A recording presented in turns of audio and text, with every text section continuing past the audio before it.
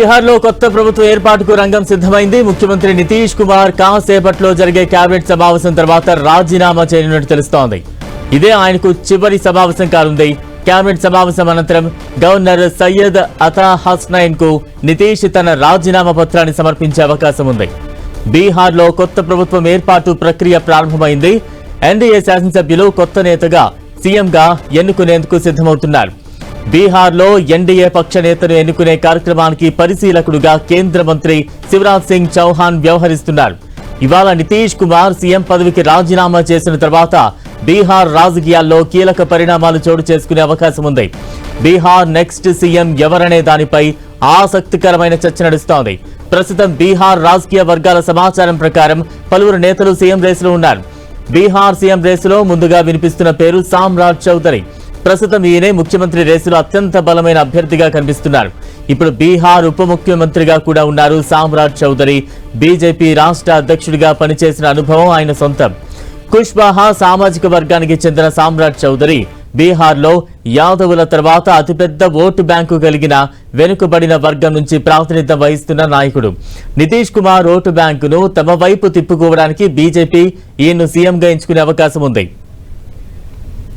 ఇక బీహార్ తాజా రాజకీయ పరిణామాలపై మరింత అప్డేట్స్ అందించేందుకు మా ప్రతినిధి గోపి సిద్ధంగా ఉన్నారు. గోపి,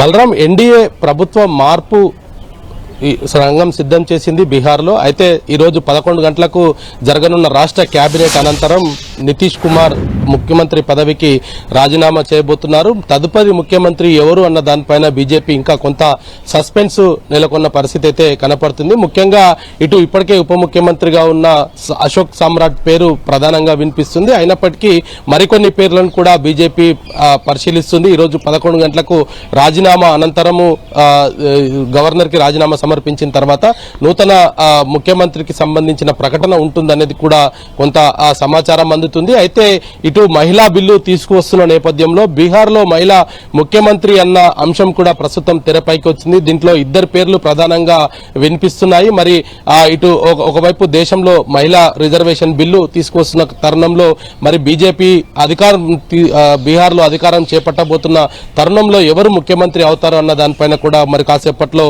సస్పెన్స్ వీడబోతుంది. అదేవిధంగా నితీష్ కుమార్ కుమారుణ్ణి కూడా కేబినెట్ లోకి తిరిగి తీసుకుంటారు అనేది కూడా కొంత ఆ సమాచారం అందుతుంది. ఆయనకు ఉప ముఖ్యమంత్రి ఇచ్చే అవకాశాలు కూడా చాలా స్పష్టంగా కనపడుతున్నాయి. ఆయన ఇటీవల రాజ్యసభకు ఎన్నికైన తర్వాత ముఖ్యమంత్రి పదవికి రాజీనామా చేయలేదు. ఈ రోజు కేబినెట్ చిట్ట చివరి కేబినెట్ ఆయనకు దాదాపు ఆయన రాజకీయంలో అంటే బీహార్లో ఆయన శాసించే స్థాయికి ఉన్న నేత. ఆయన రాజకీయాల నుంచి బీహార్ రాజకీయాల నుంచి దేశ రాజకీయాల్లోకి రావడము, ఆయన రాజ్యసభ సభ్యుడిగా ఎన్నికవడం, ఇటీవల ప్రమాణ స్వీకారం కూడా పూర్తయిన నేపథ్యంలో ఆయనను కూడా కేంద్ర కేబినెట్ లోకి తీసుకుంటారు అనే వార్తలు కూడా కొంత వినపడుతున్నాయి. ఆయనకు కొన్ని పోర్ట్ఫోలియోస్ కూడా అప్పజెప్పే అవకాశాలు ఉన్నాయి అనేది కూడా చాలా స్పష్టంగా అర్థమవుతుంది. త్వరలోనే అంటే ఇటు బీహార్ రాష్ట్ర కేబినెట్ విస్తరణ తర్వాత మరి తిరిగి కేంద్ర కేబినెట్ లో కూడా కొన్ని మార్పులు ఉండబోతున్నాయి అనేది కూడా ఎన్డీఏ కొంత సంకేతాలు అయితే ఇస్తున్న పరిస్థితి కనపడుతుంది. మరి ఈ రోజు 11 గంటలకు కేబినెట్ భేటీ అనంతరం ఆయన గవర్నర్ కి రాజీనామా సమర్పించిన తర్వాత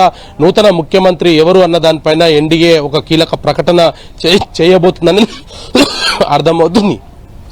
రైట్, థ్యాంక్ యూ గోపి.